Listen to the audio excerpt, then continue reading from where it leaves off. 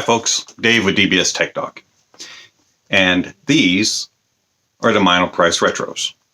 Dave, didn't you already review these? Didn't you say they were trash? Didn't you say that they were awful in stock form? Yes I did. I modified them. And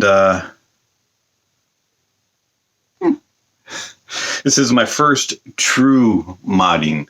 All other modifications I ever made to a headphone have been changing the pads or replacing a cable, not rewiring a cable, just replacing the cable to make it look better or to feel better or something along those lines. Or removing foam from underneath the cover of the M1060, or moving foam from one side of the driver to the other side of the driver without actually removing the drivers or opening up the ear cups or anything of that sort. So my modifications were very minor. This headphone got a full overhaul from me. And the only thing that I didn't do was work on the cable. And I may do that in the future. But I'm okay with the cable as is. So before I get into the actual review, let me just explain the modifications that I made. Let's start with comfort. First thing that I did is I took a little headband, replacement headband for some Sennheisers, and I stuck it on the bottom of the headband strap. I put it in between the two little holes that are on top here. And so it matches up. Could go with a slightly smaller one if you wanted. I went with the largest size available, and that thing cost about $7, $8, somewhere in that range. I changed the pads. I went with Dekoni Sheepskin leathers, and find that those are the best match for the sound that I was looking for out of these headphones. I did try others. You could use others, but I prefer these comfort-wise and for the sound quality that you get out of them. Sound-wise, what did I do to change it? I completely removed the driver outside of the cup. I took thin crafters foam and I lined the whole side of the ring. From on here you can see this, that there's a little lip.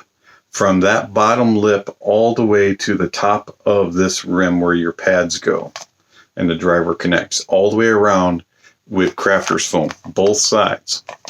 Then on the driver, when you take the driver off and you flip it over, the side that the wires connect on and that the magnets are on, when the magnet is facing you, I took the thin crafters foam and I filled it in all the spots around it, except for where there's 3 holes on each side of the driver. I did not cover those holes. Put the driver back on. Then I took 3 pieces of one-ply toilet paper and I put that against the driver. Then I took thin felt, really thin felt so thin that you could actually see light through it, and I put that on top of the toilet paper. Cut them so that they matched and fit inside the cup. Then I took Hifiman HE 400, 500 series rings for the pads, and the ones that have the tabs are facing in, I put the tabs facing the driver. I held it all together by putting 4 little pieces of tape around the cup. Then I put my pad on.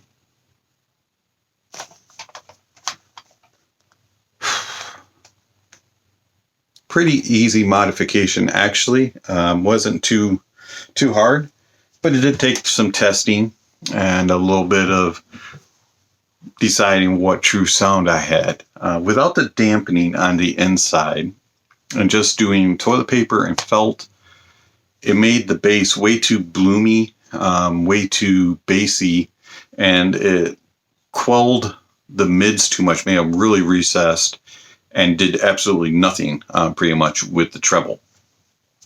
So then I put the dampening foam, crafters foam, around the ring of the cup, put everything back together, and the bass sounded a little more full, not as bloomy. The treble was still a little out of control, and the mids didn't really help it. Played around with removing the toilet paper and the felt and adding all this and that. And, then I put the dampening on the backside of the driver and left the stuff on the ring. Put them on. Helped out tremendously with the mids and the bass, but the treble was still a little sharp. Put toilet paper and the felt back on. Put all the pads on, and it all came together. So it does take a little bit of testing, and your preference, if you do these mods, may change also. You might prefer a different way than I do. How's it sound? Well, as I said in my original review, stock-wise, to me, because they never sealed properly, even with other pads on, I just never really truly got a good seal. They were tinny, very lackluster in the bass, and the mids sounded like they were in a cave, and the treble was sharp, tinny, and sibilant. Soundstage was out there. The details were there, but they were being shot into your ears like piercing swords. And so I didn't really care for that. With the modifications,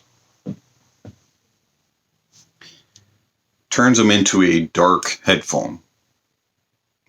They are no more bright, sharp, sibilant, tinny sounding.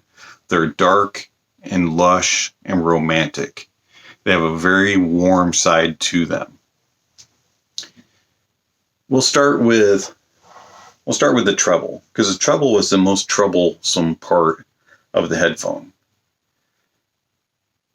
It still gives you nice extension, still gives you good clarity in the treble, still gives you a little bit of airiness and crispness, but it removes that sharp, sibilant, piercing sounds that you're getting. And it does roll off a little bit, so you do lose a little bit in the treble. But it's a good thing, because it's not as fatiguing and annoying to me. The mids were also the trouble, because the mids just didn't sound natural. They sounded very unnatural, very forced, and like they were lacking any body to them at all. With the modifications, it brings in a full bodiness to them and a warmth to the mids and the vocals, and they're just more romantic and fun sounding. And you can really get into the music. If you like vocals, this modification would really work for you. And then the bass. The bass was the most disappointing part of the headphone for me. And in stock form, I think a lot of it had to do with I didn't have the proper fit and seal for them, and so they just weren't sitting properly on my head. I couldn't get a good bass on them. But also the bass didn't. If I held them, up against my head, forced them on there, the bass didn't sound like it had really good quality to it. And with the modifications, the bass comes together really nicely. You get good quantity. I mean, they're thumping. they're very active sounding. I mean, they're a pleasant bass as far as fun. The fun factor is definitely there. But what it did is it kind of cleared up the graininess of the bass. You actually can hear different parts of the sub bass and the mid bass and the upper bass, and whereas before it just seemed like it kind of muddled it all together. That's the only way I can really think of it. Just kind of mushed it all together and gave you one sound for the bass. This kind of clears it up. As far as separation goes, you do get separation of instruments. It's not the best and most cleanest sounding headphone around. But you can tell the difference between instruments playing, whether or not it's a trumpet or a trombone, if it's a guitar or a banjo, or if it's a kettle drum versus a kick drum, things like that. You can also tell if, people are snapping their fingers, if it sounds natural, things like that. Soundstage does take a small hit. Before, they sounded a lot wider than most closed headphones. And I think a lot of that had to do with because they had absolutely no dampening inside their ear cup. And so it was giving you that airiness feel. But it sounded unnatural to me, which is where it sounded like a cave, sounded thin, sounded like it was in a tin can. And so with the dampening in, it does bring the soundstage in a little bit, makes them a little more intimate, but you still get a nice feel of things around you. It's just not, it's not like speakers on the side of your head. It's more like having monitors up next to your head. Detail. The details are there. You have to kind of listen to them, listen for it a little bit more, and they're not forced directly on you. This headphone, actually kind of have to listen to the music and enjoy it a little bit. It's a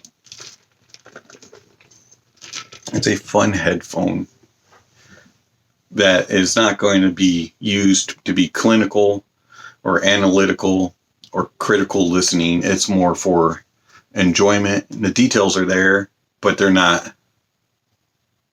being forced upon you. Isolation's a whole lot better. When you first put them on, at least when I did, in stock form, I could still hear like things going around in the room. Part of it was because they didn't seal properly on my head. The other part is there's absolutely no dampening inside the ear cups whatsoever. Not even cotton, nothing. It's just plastic. Here's the driver, more plastic. And so you could hear everything, and it just kind of got mixed in. With the dampening on and the new pads and the felt and the toilet paper, it does enclose it a little bit more. Makes them a little less leaking. You don't get all of the sounds from inside of the room, and you don't bother your neighbors sitting next to you unless you're blasting your music. And it does isolate in that way, but it also isolates in sound. You do get good separation and isolation in instruments, and the bass, the mids, and the treble do not bleed into each other. You do not get a lot of carryover, which is nice. So, do I recommend the Monoprice Retros? Stock form? Absolutely not. Do I recommend them modded? Absolutely yes. But just changing the pads doesn't really do these headphones justice. At least for me. If you're going to mod them, go all in. Have fun with it. Changing pads only changes one aspect of this headphone. The bass. Modding them and adding dampening foams and changing out the felts and toilet papers and doing all that kind of stuff brings the other elements of this headphone together and turns it into a good sounding headphone.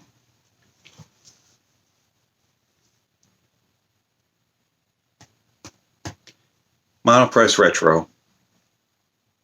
If you want to modify a headphone and have fun with it and not worry about breaking a super expensive headphone, this is a good one to practice on.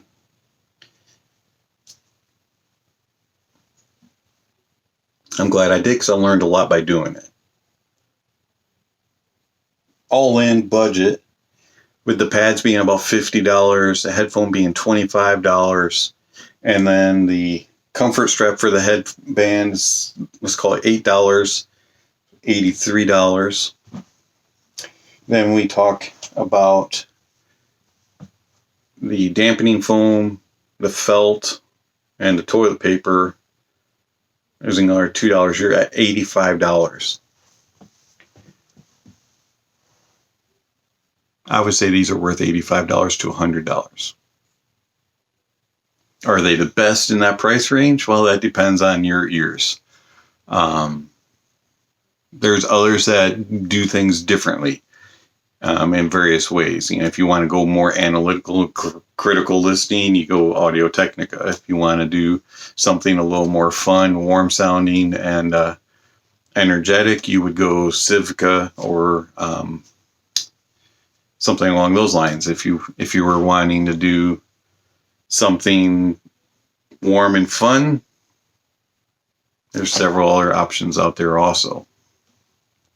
So it fits very well right into that range, $85 to $100 with the mods.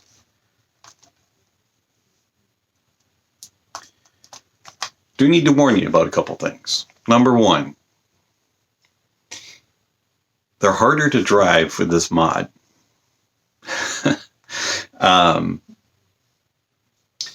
You have to crank the volume up a little bit more.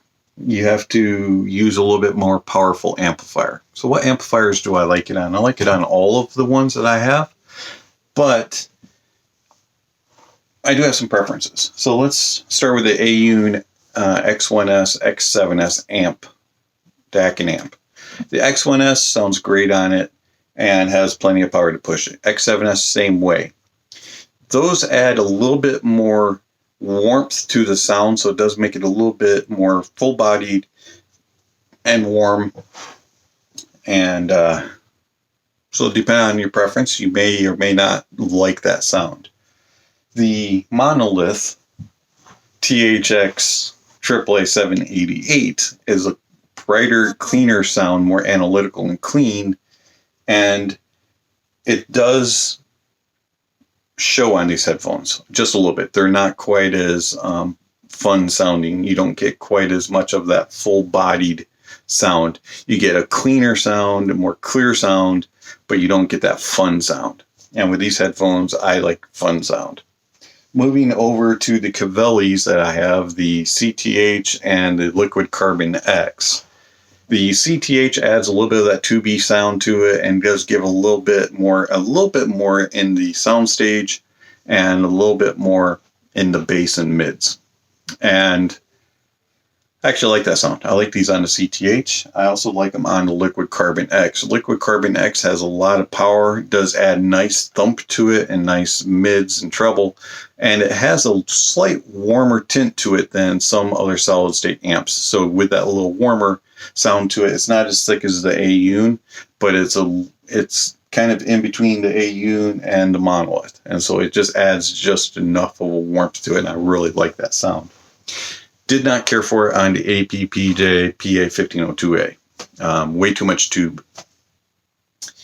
The Geshelli stack was a very good match, but again, solid state it's a little bit cleaner, a little more clear sound, and it's not as brighter, cleaner sound as the Monolith, but it was just enough that I didn't prefer it as much. I'm not saying I didn't use it and don't like it, because all my amps it sounds good on, except for the APPJ, but it's just not my preference. My preference are the two Cavellis, and those are being sourced by the Geshelli Enoch 2 Pro. Love it, that matchup. So, Monoprice Retro modified gets a thumbs up. Monoprice Retro stock, thumbs down.